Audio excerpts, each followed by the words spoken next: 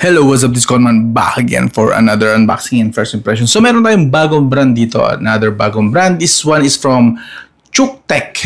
Yes, yun daw ang pronunciation ng brand nila. Chuktek, so pinadala nila sa atin to para i-test. Wala pong kontrata to, wala po itong lokohang mangyayari. So feature ko daw and then test natin kung okay nga ba. This one is a power bank. Ito ang malupit siya na feature. This supports up to 210 watts. Kita nyo ba yan? 210 watts fast charging. Yes, this can actually full charge your laptop. 2 laptop, i-charge daw. Sadly, we only have 1 laptop, so hindi ko matatry ko.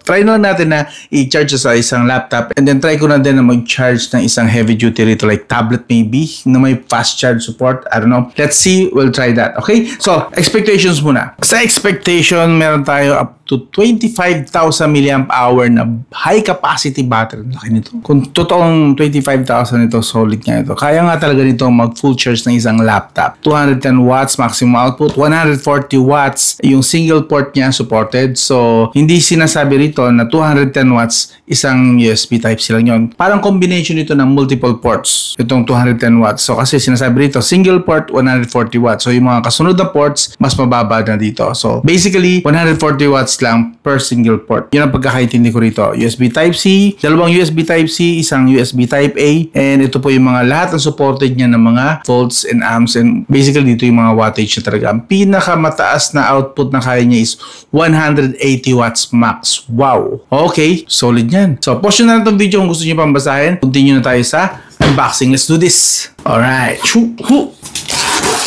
Okay. Uy! Look at that design. Oh. Medyo futuristic design siya, no? Check muna natin ibang mga laman para hindi natin mamaya babalikan. So, what comes with the box is, or are, okay, meron siyang makapal at napakatigas. Actually, ang tigas nga noon yun, no? Ng kanyang USB Type-C. So, this one, I believe, ito yung supported ang 180 watts na pinakamabilis nila charger. So, Type-C to Type-C ito. And napakatigas po, actually, and makapal din yung kanyang cable. Compare ko sa ibang cable, actually, same kapal, pero this one matigas, and this one malamya, malambot. This one, may katigasan, parang ayaw ngang tuminag eh. Oh. So, solid. Ramdam mo agad eh. Quality, high quality talaga. Cable pa lang. So, this one is just a cable. And then this one, may pouch siya nakasama. So, we can put this power bank sa pouch just in case. By the way, this one is allowed. You can hand carry this sa airport.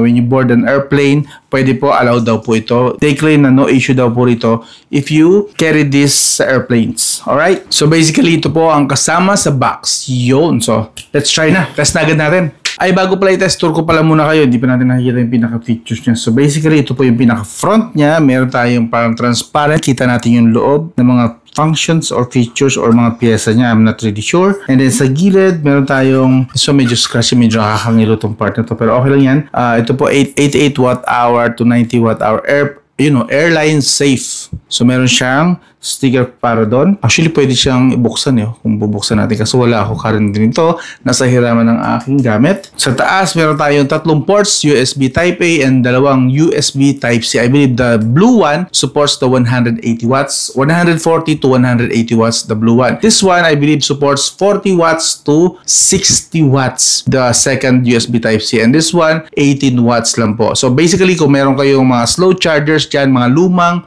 smartphone or mga earphones, earbuds, mga slow charger lang yon. Dito nyo isasaksak yan sa USB Type-A, yung mga low capacity or mababang battery ng mga devices. Dito yan Type-A. Sa mga fast charging naman like laptop, mga smartphone nyo na supported ang fast charging, quick charging, ultra charging, turbo charging, this one dito nyo isasaksak. Especially this one, the blue one. Okay, may blue siya na color palette eh. Yan, this one. So, baliktad yung basa ko. Ito pala. Yeah.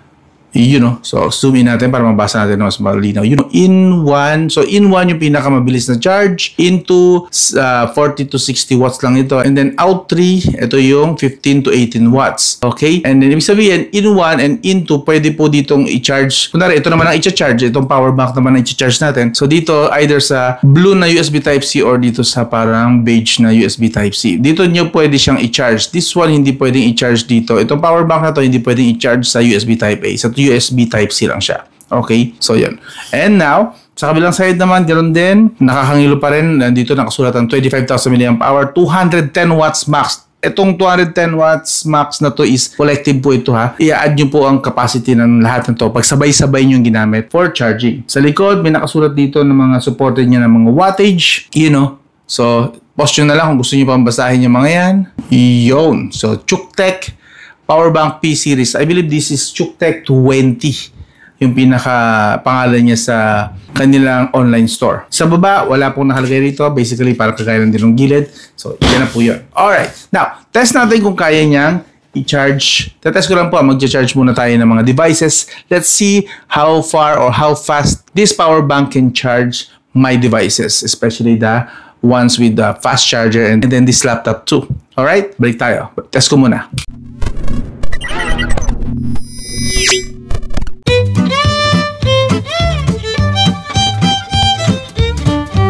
Wait lang, pansinin ko lang, no? Nung in-on ko siya, no? Wow! This is next level digital display.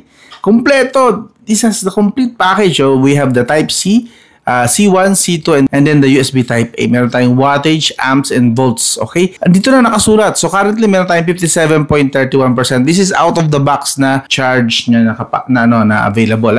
So, let's see. Try natin kung ano ang reaction niya kapag chinarge natin sa kanya itong laptop.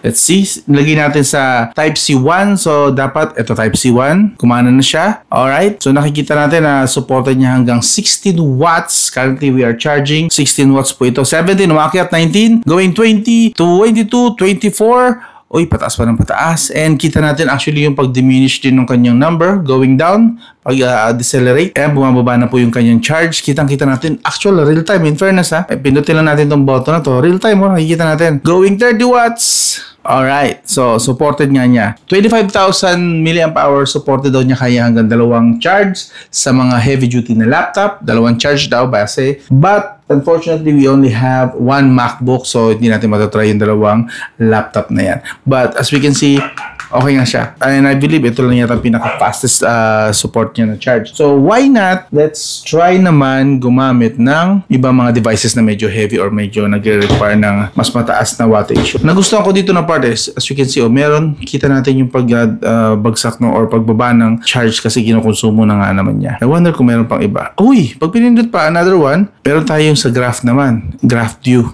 Pero mas gusto ko yung isa. Keep screen on long press for 2 seconds to switch. O kung gusto mo na i-screen on siya, i-maintain na naka-on lang siya. How about 2 seconds to switch? Yes. Alright. Now, hindi na siya mamamatay yung screen. So, I guess gagamit din siya ng battery but I just wanna see. Okay? Observe ko muna, gamitin ko muna din. Balikan ko kayo. Okay? Alright.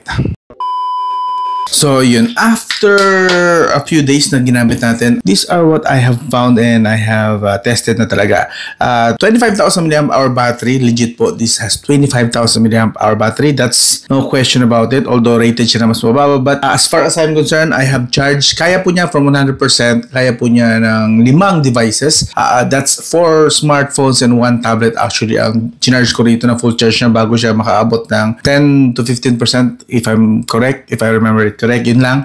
And then of course, yung pinakamabilis niya so far is yung 140 watts po. Hindi ko na-reach yung 180 watts from charging kasi wala naman ako ditong device na supported ng 180 watts. But 140 watts, kaya po niya, pinakamabilis nga niya. And of course, sa charging naman, ginamit ko rito yung 100 watts na charger. Dito yung ginagamit ko rito araw-araw. 100 watts, kaya po niya, supported niya hanggang 100 watts. Sadly, wala akong mas mataas doon na wattage nung i-charge ko to. But using 100 watts na charger, kaya po niya 15 to 90% in 60 minutes. So, 100% aabot siya ng 1 hour and 15 minutes para ma-full charge. That's 100 watts na charger po ha. Kung mas mababa or mas mabagal ang charger nyo, mas mabagal po siya mag-full charge. But I was using 100 watts so it took 60 minutes to reach 15 to 90% and 1 hour and 15 minutes to reach 15 to 100%.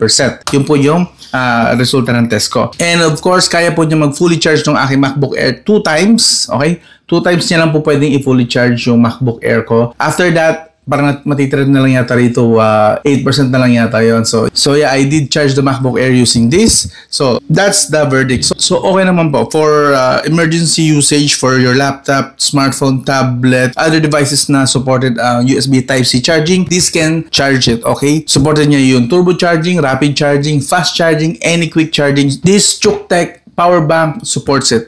Okay? So far, very good siya sa akin. And if you're interested, iwan ko yung link sa video description. Test ko pa siguro to for longer time. Pero yun, for a few days, maganda po ang impression ko sa kanya. Maganda yung resulta, maganda yung nagawa niya, yung promises niya. For most of it, nagampanan naman niya. So, very good para sa akin. So, si Chuktek Power Bank. Okay? Again, yung link iwan ko sa video description. So, hanggang doon lang.